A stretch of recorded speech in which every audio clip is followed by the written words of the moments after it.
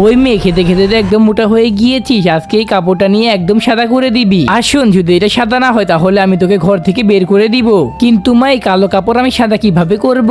আমি কিছু জানি না, আমি বলে দিয়েছি তো বলে দিয়েছি, এখন এখান থেকে যা।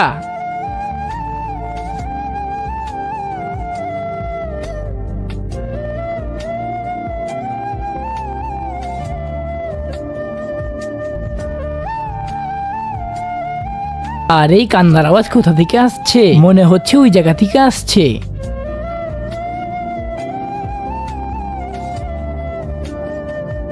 আরে এটা তো আমার মেয়ে ফারিয়া, ও কান্না করছে কেন? মা, তোর কি হয়েছে? তুই কান্না করছিস কেন?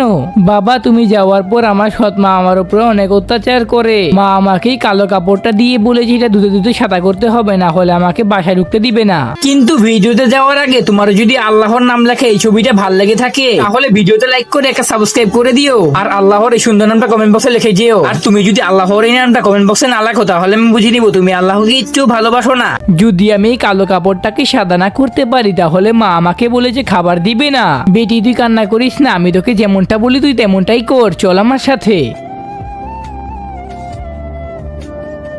আরে তুমি এসে পড়েছো? হ্যাঁ, আমি এসে পড়েছি। আর বেটি কোথায়? বেটি তো নানির বাসায় গিয়েছে।